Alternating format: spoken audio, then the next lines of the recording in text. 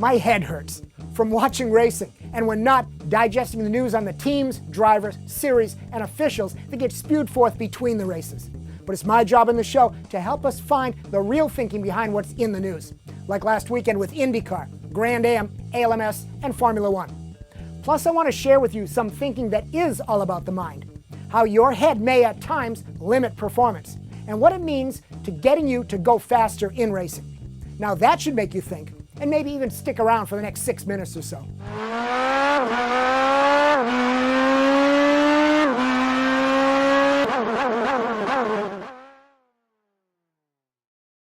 The next generation of performance is here. Royal Purple's new high-performance street motor oil, HPS. Fortified with zinc phosphorus anti-wear protection, HPS exceeds the demands of high-performance and modified engines. Magnified, HPS improves metal surfaces for longer engine life. HPS's high film strength frees up more power, reduces heat and wear, plus provides greater protection. The next generation of performance is here with HPS from Royal Purple, the performance oil that outperforms. Last weekend with IndyCar and American Le Mans, and Formula One the week prior, if you followed the racing, you would wonder what the race control officials think when they monitor the racers and their race cars. In each series, there were questionable penalty calls, or lack of the same, that drove everyone nuts. The racers, the teams, the fans. The repeated problem is consistency in working the rules. We have regulations for race car tech, racing license qualifications, but racing series officials, who officiates them? IndyCar seems to have the lead in making it up as they go along. Last week it was Dario Franchitti's bump on another car that earned Dario not the mandated drive-through on the green flag penalty, but in his special case, because he's a champion, just go to the back of the grid. The problem with that? He already was back there, so no real penalty. This, of course, after IndyCar's New Hampshire rainy multi-car restart crash, the Baltimore safety truck muck-up, and I've lost track of the other bad calls because my head hurts from the illogic. Brian Barnhart is the race control guy, and Randy Bernard, the IndyCar CEO, is still defending him. It ain't the bad racing, the Izod ads, sponsored decals with no money behind them, losing Danica, the 2012 race cars that are ugly, the 2012 Lotus engines that are now being called Judd because that's a whole nother problem brewing. All that's not what's costing IndyCar. It's credibility. At ALMS, more inconsistent calls on car contact. The Muscle Milk Aston looks pretty, even when serving a 1-minute penalty. Similar, more egregious contact didn't earn the same for others. ALMS did finally drop the judge's gavel on the Risi Ferrari when their entertaining bumping with the winning Lizard Porsche spilled over into a run-em-into-the-wall scenario.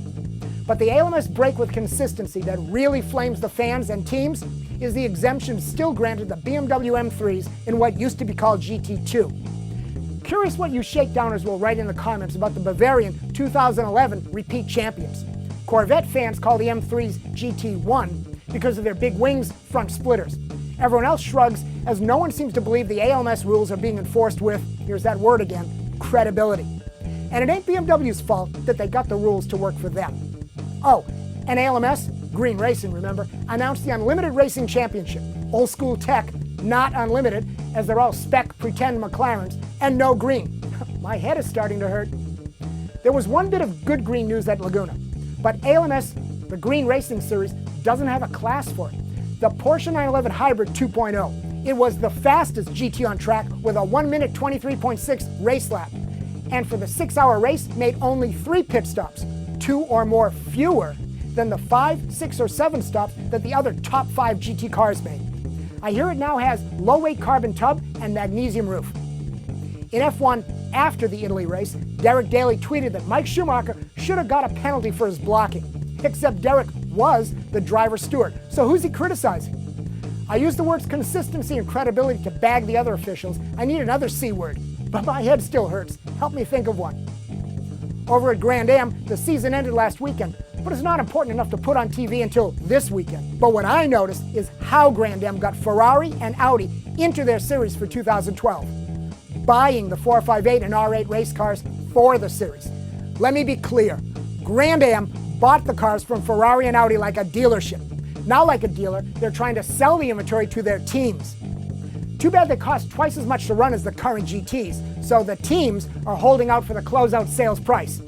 And that makes the Grand Am teams the Royal Purple Racers of the Week. for not forgetting this is a business, not just a sport. And it makes Grand Am this week's Royal Purple Racer of the Week, WEAK, for their thinking that the old school NASCAR over-controlling ways will still work. Okay, the last bit of info is about your mind, and a research study I read about racing bicyclists. First, they told the riders to go 10/10ths and recorded the results. Then they ran them against an avatar that they said was simulating their 10/10ths best time. In fact, it was programmed for 2% more effort, 1% more speed. And guess what? The riders kept up and went faster.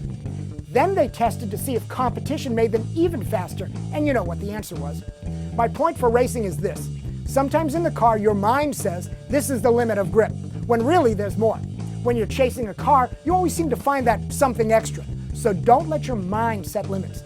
Feel what the car is doing, stretch your imagination, find the speed. No, Danica, I'm not talking about crashing then trying again. I'm talking the C word. Not that one. Confluence, flow, or maybe confidence, or calm. Just free your mind.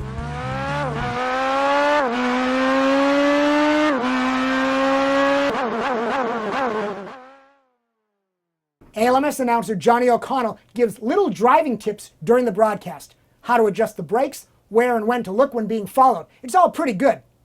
But I'm not saying we should study Johnny O'Connell's brain.